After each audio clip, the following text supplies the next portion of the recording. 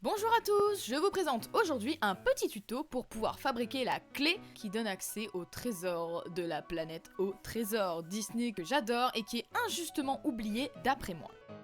Donc, je vais vous présenter les différentes étapes pour permettre de passer de ça à ça. Je vous montre tout de suite.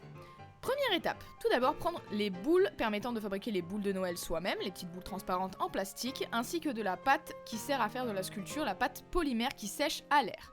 On étale bien cette pâte pour pouvoir ensuite l'appliquer sur notre boule en plastique et créer une base pour la sculpture finale de la boule. On applique pour que ce soit le plus plat possible et ensuite on coupe la pâte qui déborde. On n'est pas obligé d'être très précis, après on va venir poncer le tout pour que ce soit le plus lisse possible et après ça dépendra aussi de votre caractère. Moi je suis pointilleuse et perfectionniste donc je vais m'acharner jusqu'à ce que ce soit lisse. Une fois que la pâte est bien appliquée, on vérifie que les deux parties de la boule s'emboîtent parfaitement et on va redessiner la petite tranchée permettant tout de même de faire bouger la boule puisque le principe de la clé dans la planète au trésor c'est qu'elle peut tourner. Bon moi elle pourra tourner que sur un axe unique mais au moins ce sera déjà ça. Ensuite on va utiliser ce qu'on a chez soi, c'est-à-dire un capuchon de produits, de crème solaire, quoi que ce soit pour pouvoir faire les différentes formes sphériques que l'on voit sur la clé. On va venir découper doucement la pâte et une fois que ce sera fait on attend que ça sèche.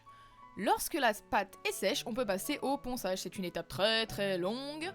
Et je vous ai épargné quand même une grosse partie de la vidéo. Je vous laisse quand même une partie pour voir comment je procède personnellement. Mais le ponçage, c'est long.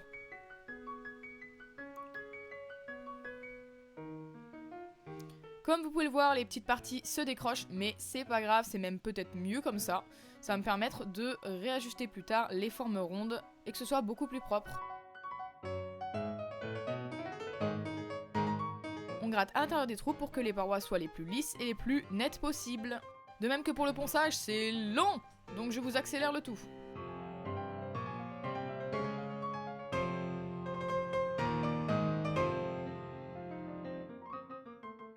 Veillez aussi à bien maintenir la petite cassure au milieu de la sphère. Si vous ne pouvez plus tourner, après ce serait dommage. Je vous fais ce petit tuto parce que je me suis dit que ça pourrait intéresser certaines personnes, notamment les cosplayers qui, plutôt que d'acheter cette belle sphère sur Amazon et d'avoir la merveilleuse version Wish, pourraient se gratifier d'avoir fait eux-mêmes la clé et pouvoir participer ainsi au concours cosplay avec classe et panache. Lorsque l'on a poncé suffisamment pour que la sphère soit bien lisse, on va pouvoir s'attaquer aux différents traits qui relient les sphères sur la boule. Je trace d'abord le patron au crayon, on trace un premier exemple pour voir comment ça donne. On vérifie si tout est correct, si ça s'emboîte parfaitement. Dans mon cas, ça avait l'air d'aller plutôt bien. Il y a pas mal d'endroits qui se sont décollés pendant que je ponçais. Si la pâte se décolle, vous inquiétez pas, vous mettez un coup de colle et puis c'est pas grave. Ça changera rien.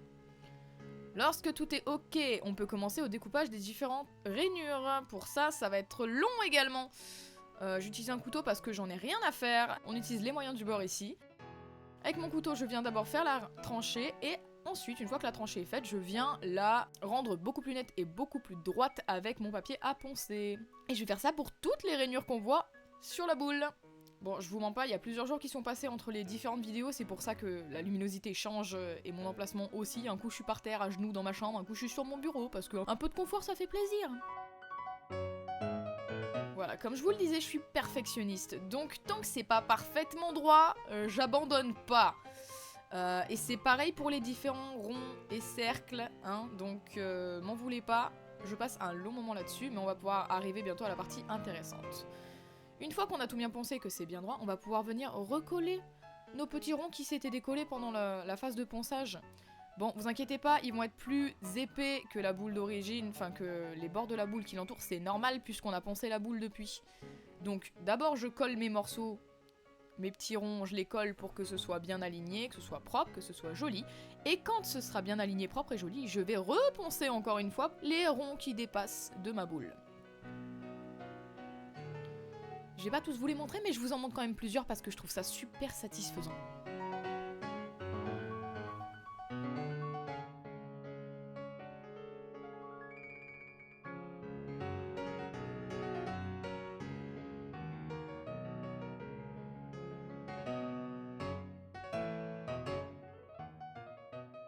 Un petit coup de pinceau aussi, ça c'est bien ça. Quand vous poncez, surtout soufflez pas.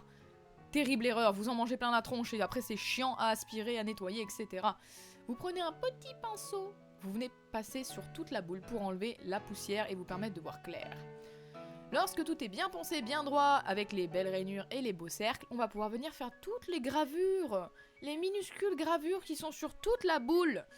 Bon, commencez par une seule, hein, face, parce que sinon vous allez vous compliquer la vie et vous n'êtes pas obligé de tout remplir non plus, il faut que ce soit crédible, mais faut pas non plus que vous y passiez des siècles. Moi j'utilise personnellement une pointe qui me sert à sculpter normalement la pâte polymère. Mais bon, vous pouvez utiliser, je sais pas moi, une aiguille, un couteau, j'en sais rien, selon le degré de précision que vous voulez. On vient passer un petit coup de pinceau pour enlever la poussière qui s'accumule, et comme ça on peut regarder ce que ça donne. Encore une fois, je vous le dis, il y a pas mal de sauts temporels, hein. Quand je vous montre là, c'est pour avancer plus vite, mais c'est long, cette partie-là aussi. C'est un long processus pour créer cette clé. Mais enfin, on arrive à la phase de la peinture. Comme je veux faire une boule métallique, je commence par une base en noir acrylique pour pouvoir déjà de 1 fixer un petit peu toute cette pâte polymère qui sèche à l'air, et de 2 que la base soit noire pour qu'ensuite on puisse venir appliquer notre peinture dorée et que ça fasse métallique un petit peu plus. Pareil là, je vous laisse un petit peu admirer, c'est satisfaisant, moi j'adore. Quand on peint là et qu'on remplit tous les petits trous, ça fait trop plaisir. Et d'ailleurs, j'en profite pour vérifier qu'on voit bien tous les petits symboles que je me suis embêtée à sculpter un par un, et ça, c'est cool. Une fois qu'on a fait le noir à l'extérieur, pour que ce soit bien et que ça fasse comme dans le dessin animé, c'est-à-dire que ça s'allume en vert, je vais mettre des petites ampoules à l'intérieur de ma boule en plastique pour que la lumière ressorte par les rainures, mais pour ça, il faut d'abord que je peigne l'intérieur en vert. Là, vous voyez, je mets mes petites boules, ça brille, c'est magique. Maintenant, on n'a plus qu'à appliquer quelques petites finitions sur l'extérieur avant de passer à la peinture métallique. On va venir creuser dans les sillons pour que la lumière passe bien partout et que ça rende un effet trop cool, trop waouh, comme dans le dessin animé. Et vous voyez, bon là on voit pas bien forcément à la caméra, mais quand même, le vert transparaît. Et c'est mieux en réalité, je vous jure. Je mens pas. C'est pas blanc, ça fait vert. Mais bon, la caméra m'aime pas. Et en plus, comme je change de lieu, bah ça change de luminosité à chaque fois. Donc, je suis en train de passer dans toutes mes petites rainures, avec différents outils, d'ailleurs vous le voyez bien. Un coup je suis au couteau, un coup je suis avec la pointe à sculpter, un coup je suis avec une aiguille. Je repasse un petit coup de verre d'ailleurs à l'intérieur pour que ce soit quand même assez opaque et qu'on le voit quand même bien le verre, parce que même moi ça commence à m'énerver qu'on voit pas sur la caméra. Et quand mon verre est fait, je repasse à l'extérieur puisque ça a laissé le temps à toutes mes rainures et à tout mon noir de bien sécher partout. J'applique ma petite couche en tamponnant. Pour pas que la peinture dorée elle pénètre dans les rainures, j'applique en tamponnant avec mon mouchoir la peinture dorée. Et on voit tous les petits dessins qui sont sculptés et qui apparaissent, ça me fait plaisir, j'ai pas sculpté pour rien, c'est magique. D'ailleurs c'est ultra satisfaisant ça aussi. Peindre avec un mouchoir c'est trop cool, c'est trop bien.